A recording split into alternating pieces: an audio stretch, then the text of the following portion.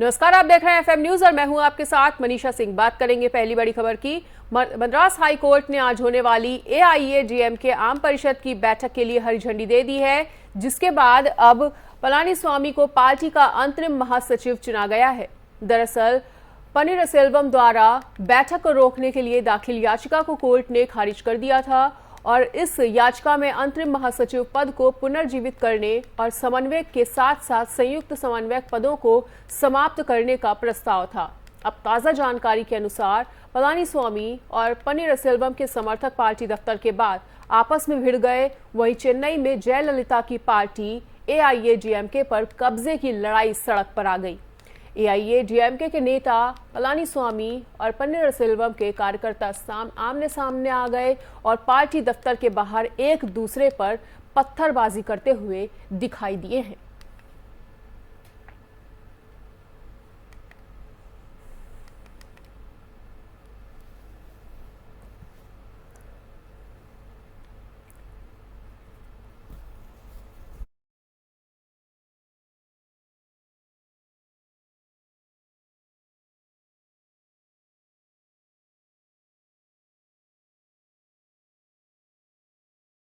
Supreme court अवमानना के मामले में भगोड़े कारोबारी विजय माल्या की सजा तय करेगा।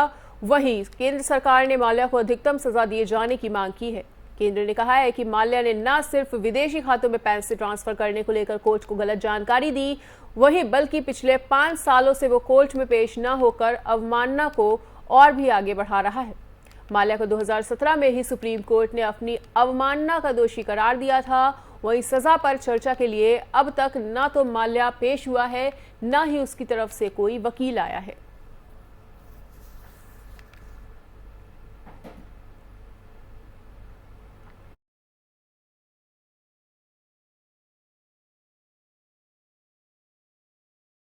अमरनाथ यात्रा को एक बार फिर से बहाल कर दिया गया है। वहीं बता दें कि बादल फटने के कारण रोकी गई थी अमरनाथ यात्रा पर अब रोक हटा दी गई है। वहीं जम्मू में रुकने के बाद अमरनाथ तीर्थयात्रियों का नया जत्था जम्मू बेस कैंप से निकल चुका है। अधिकारियों ने बताया कि बाढ़ का मलबा पहले ही साफ कर दिया गया है और इस बार ट्रैक को बहाल किया जा रहा है। यात्रा 2 दिनों तक स्थगित रहने के बाद सोमवार को बहाल कर दी गई। वहीं पहलगाम रूट पर नुनवार आधार शिविर में अमरनाथ यात्रियों के जत्थे को पवित्र गुफा के लिए रवाना किया गया। अमरनाथ श्री श्राइन बोर्ड के अनुसार यात्रा को सोमवार से एक ही रूट पर शुरू किया जा रहा है, लेकिन हेलीकॉप्टर सेवा नुनवान और बालटाल दोनों रूट से उपलब्ध रहेगी। इसी बीच जम्मू में स्थित भगवती नगर बेस कैंप में भी पंजीकृत श्रद्धालुओं को 11 जुलाई तक पहुंचने के लिए कहा गया है। उधर जम्मू की उपायुक्त अवनी लवासा ने बताया कि यात्रा फिर से शुरू की जा रही है और इसके लिए पंजीकृत यात्रियों को यात्री निवास पहुंचाने के लिए भी कहा गया है।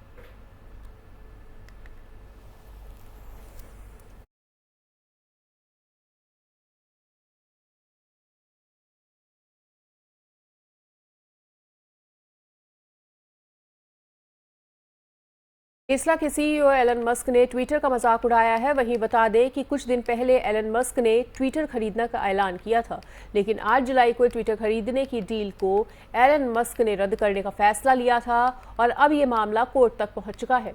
इस बीच ट्विटर ने भी अब एलन मस्क के खिलाफ कानूनी लड़ाई का मूड बना लिया है और ट्विटर ने एलन मस्क के खिलाफ कानूनी कार्रवाई के लिए न्यूयॉर्क की सबसे बड़ी legal firm Wachtell Lipton Rosen and Katz ALP को हायर किया है।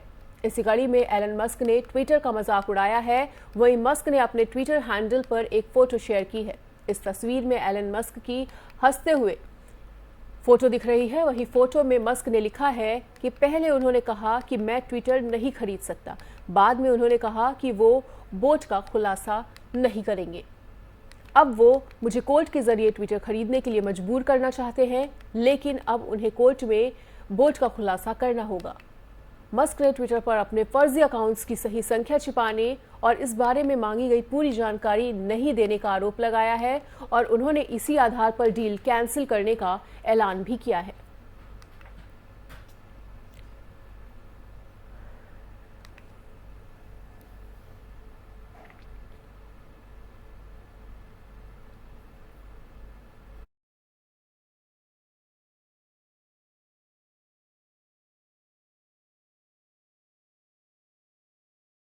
और यहाँ पर रुकेंगे एक ब्रेक के लिए।